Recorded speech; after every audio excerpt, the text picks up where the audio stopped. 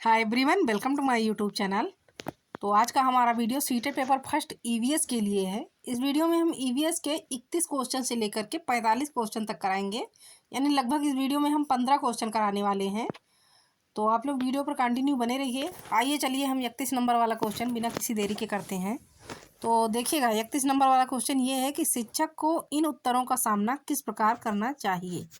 तो आइए देखिएगा कि एक शिक्षक को इन उत्तरों का सामना जो है तो किस प्रकार से करना चाहिए। पहला वाला ऑप्शन है कि उनके विचारों तक पुनः पहुंचने के लिए एक चर्चा प्रारंभ करें, या बच्चों को बता दें कि वे गलत है, या सी है कि जल चक्र का एक मानक चार्ट प्रदर्शित करें, या फिर ऑप्शन नंबर डी है कि वाष्पीकरण की परिभाषा दें और बच्चों को उसे याद रखने के लिए कहें। तो देखिएगा, याद करना, उसके बाद बच्चों को ये डायरेक्ट बता दे कि वे गलत है, तो ये भी नहीं होगा। उसके बाद देखिए मानक चार्ट, मानक, तो मानक वर्ड जो है ये निगेटिव वर्ड होगा।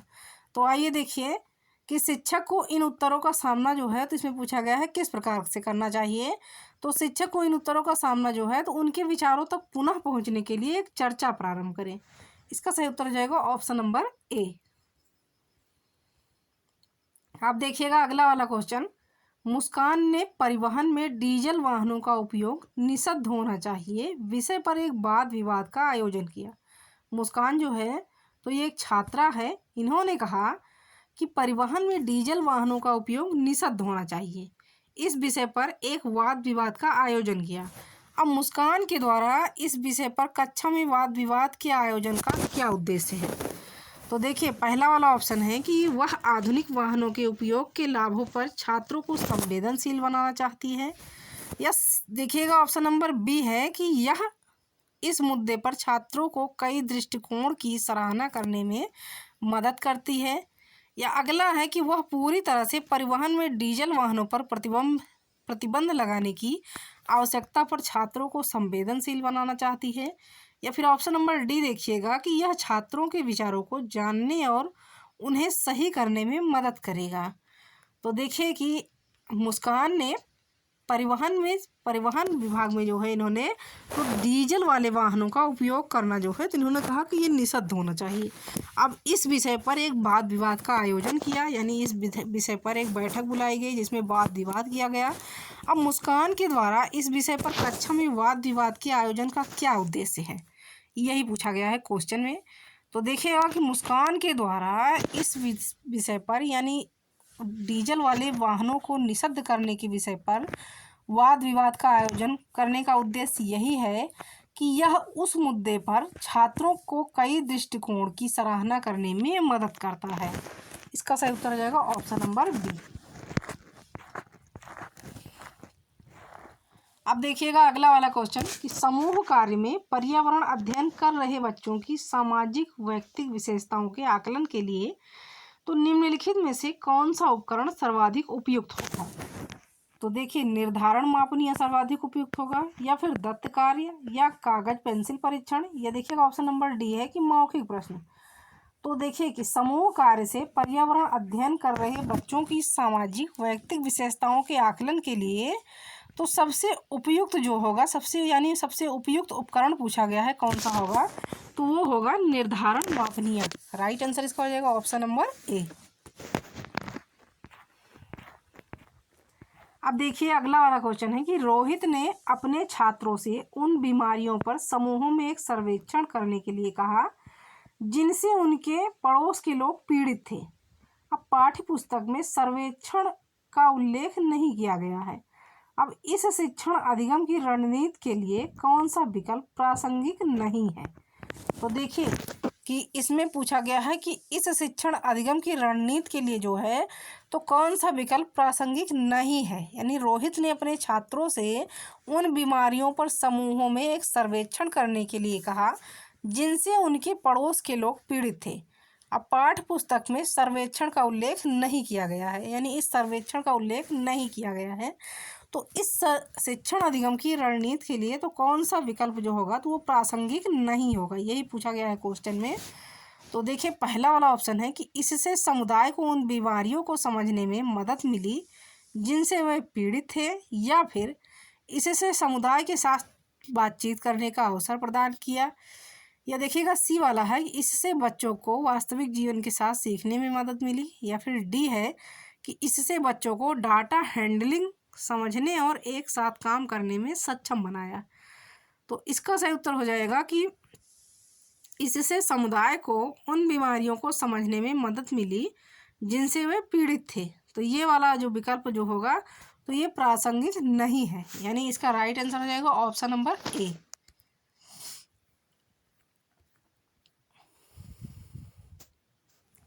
अब देखिए 35 नंबर वाला क्वेश्चन है कि डाट के अलावा बच्चे के विकास को आकार देने वाले वातावरणीय कारकों में से निम्नलिखित सभी शामिल हैं। तो देखिए किसके अलावा पूछा गया है, यानी डाट के अलावा तो बच्चों के विकास को आकार देने वाले वातावरणीय कारणों में निम्नलिखित सभी शामिल हैं।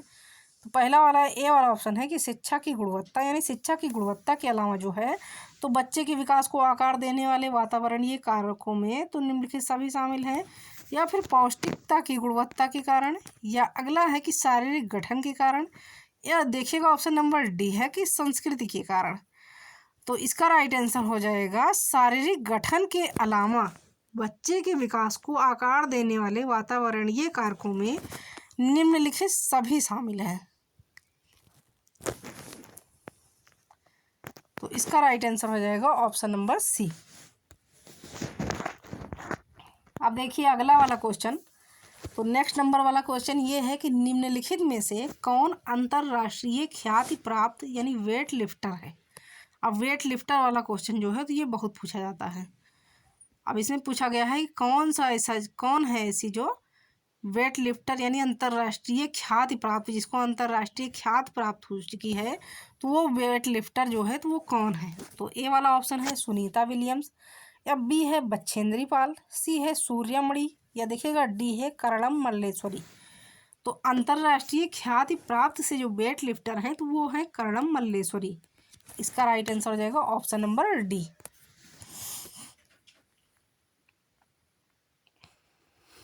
अब देखिए अगला वाला क्वेश्चन, तो नेक्स्ट क्वेश्चन ये है कि नीचे दी गई सूची पर विचार कीजिए। कछुआ, घड़ियाल, कौवा, बतख, मछली इस सूची में से निम्न में से कौन सा दूसरों से भिन्न है। यानी कछुआ, घड़ियाल, कौवा, बतख और मछली, अब इन सूचियों में से तो कौन जो है तो एक भिन्न है, यानी कौन जो है तो एक अलग है। तो इसका राइट आंसर हो जाएगा कौवा। कौवा जो है तो ये अलग है, क्योंकि कौवा जो है तो ये पानी में नहीं रहता। बाकी सारे जो जीव जो हैं तो ये पानी वाले जीव हैं, यानी ये मछली भी पानी वाले जीव है, घड़ियाल भी है और कछुआ भी है, लेकिन कौवा जो है तो ये इन समूहों से भिन्न होगा। तो इसका राइट आंसर हो जाएगा ऑप्शन नंबर बी। अब देखिएगा अगला वाला क्वेश्चन, 38 नंबर क्वेश्चन ये है कि मधुबनी चित्रकला के बारे में सही कथन चुनिए। मधुबनी जो है तो एक पेंटिंग है, ये बिहार की एक पेंटिंग है। अब इस चित्रकला के बारे में पूछा गया है कि सही कथन चुनिए। तो ए वाला ऑप्शन है कि इन चित्रों को बनाने में नील, हल्दी, फूल, पेड़ों के रंग आदि का इस्तेमाल किया जाता है। बी है कि इन चित्रों में इंसान, जानवर, पेड़, फूल, पंछी, मछलियाँ आदि दिखाए जाते हैं। उसके बाद सी है कि यह लोक चित्रकला बहुत पुरानी है और इसका नाम मधुबनी नामक स्थान के नाम से पड़ा। तथा डी है कि मधुबनी राजस्थान का अति प्रसिद्ध जिला है। अब इसमें पूछा गया है कि मधुबनी चित्रकला के बारे में सही कथन चुनना है। तो देखिएगा इसका राइट आंसर हो जाएगा कि ए, बी और सी। ए, बी और सी ये जो है तो ये तीनों सही हो जाएगा, लेकिन मधुबनी जो है राजस्थान का अति प्रसिद्ध जिला है, तो मधुबनी राजस्थान का जिला नहीं है, मधुबनी जो है तो ये बिहार का जिला है। तो इसका राइट आंसर हो जाएगा ऑप्शन नंबर डी, यानी ए, बी और सी जो है तो ये सही होगा।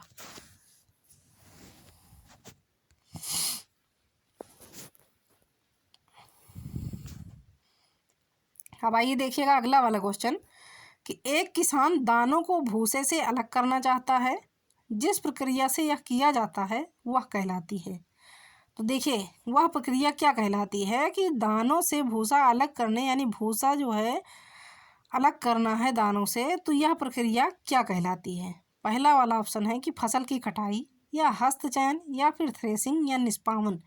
तो देखिए कि दानों को भूसे से अलग करने की प्रक्रिया जो होती है तो वो कहलाती है निष्पावन। राइट आंसर इसका हो जाएगा ऑप्शन नंबर डी। अब आइए देखिएगा अगला वाला क्वेश्चन, 40 नंबर क्वेश्चन ये है कि इस पौधे में पत्तियां हैं जिन्हें सब्जी की तरह प्रयोग में लाया जाता है, इसके बीजों से तेल प्राप्त किया जाता है। अब यह पौधा कौन सा है? यानी भी कि इस पौधों में, ये पौधा जो है तो ये इन पौधों में पत्तियां हैं जिन्हें सब्जी की तरह प्रयोग में लाया जाता है तथा इसके बीज से तेल प्राप्त किया जाता है। अब ये पौधा आपको पहचानना है कि ये पौधा जो है तो कौन सा है। तो पहला वाला ऑप्शन है नारियल है, या बंद गोभी है, या सरसों है, या फिर पालक है। तो देखिएगा कि ये सरसों के पौधे से, तो सरसों की पत्तियों से सब्जी भी बनाया जाता है तथा इसके बीज से तेल प्राप्त किया जाता है। तो इसका राइट आंसर हो जाएगा ऑप्शन नंबर सी कि सरसों। अब आइए देखिएगा अगला वाला क्वेश्चन।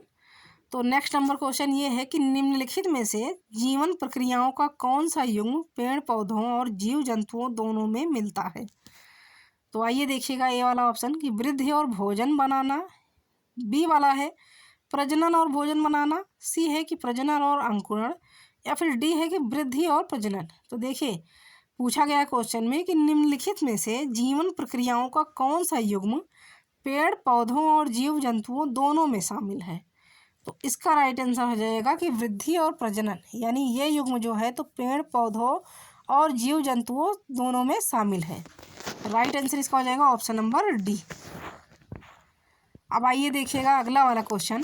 तो नेक्स्ट नंबर क्वेश्चन ये है कि नीचे दिए गए शहरों में से किसी एक में रेत के पहाड़, जिन्हें रेत के टीले कहा जाता है, पाए जाते हैं। यानी कौन से शहर में जो है तो रेत के पहाड़ और टीले पाए जाते हैं। तो ए वाला ऑप्शन है अफगानिस्तान में, काबुल में, आबू धाबी में, या फिर बर्लिन में। तो देखिए इसमें कहा गया है कि ऐसा कौन सा शहर है यानी जहाँ पे रेत के पहाड़ तथा रेत के टीले कहा जाता है, यानी जिसे रेत का पहाड़ तथा रेत का टीला कहा जाता है। तो ये कहाँ पाए जाते हैं? तो ये देखिएगा पाए जाते हैं आबू धाबी में। सी वाला जो है तो इसका राइट आंसर हो जाएगा। अब आइए देखिएगा अगला वाला क्वेश्चन कि नेपेंथिस जो है तो एक पौधा है। नेपेंथिस जो है तो ये एक ऐसा पौधा है जो मेंढकों, कीड़े मकोड़ों और चूहों जैसे छोटे जीवों को अपने अंदर फंसा कर खा जाता है। हमारे देश में यह पौधा कहाँ पाया जाता है?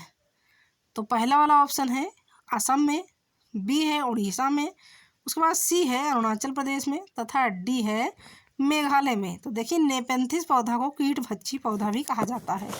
ये पौधा जो होता है तो ये भारत के मेघालय राज्य में पाया जाता है। राइट आंसर इसका हो जाएगा ऑप्शन नंबर डी। अब आइए देखिए अगला वाला क्वेश्चन कि मानवों के पेट में आमाशय रस की प्रकृति होती है और वह भोजन के पाचन में सहायता करती है। तो आइए देखिए कि मानव के पेट में कौन से आमाशय रस की प्रकृति होती है जो कि भोजन पचाने में सहायता करती है। क्षारीय होती है, या फिर उभयधर्मी होती है, या सी है उदासीन होती है, या फिर डी वाला ऑप्शन देखिएगा कि अम्लीय होती है। तो देखिए कि मानव के पेट में आमाशय रस की प्रवृत्ति होती है, यानी आमाशय रस की प्रकृति होती है और वो भोजन के पाचन में सहायता करती है। तो वो होती है अम्लीय, यानी अम्लीय जो है मानव के पेट में अम्लीय आमाशय रस की प्रकृति होती है जो कि भोजन पचाने में सहायता करती है। राइट आंसर इसका हो जाएगा ऑप्शन नंबर डी। अब आइए देखिए अगला वाला क्वेश्चन, यानी सबसे लास्ट वाला क्वेश्चन इस वीडियो का है कि निम्नलिखित में से मच्छरों द्वारा फैलने वाले रोगों का समुच्चय कौन सा है। यानी मच्छरों द्वारा फैलने वाले रोगों का समूह पूछा गया है कि कौन सा है। तो ऑप्शन नंबर ए है डेंगू, मलेरिया, चिकनगुनिया, या बी है मियादी बुखार, हैजा, चिकनगुनिया, या फिर सी है मलेरिया, HIV, एड्स तथा डेंगू, या डी है कि HIV, एड्स, हैजा तथा डेंगू। तो इसमें मच्छरों द्वारा फैलने वाले रोगों का समूह पूछा गया है कि कौन सा है। तो देखिए कि मच्छरों द्वारा फैलने वाले रोगों का समूह है option number A dengue, malaria और चिकनगुनिया। ये वाला ऑप्शन जो है इसका सही उत्तर हो जाएगा।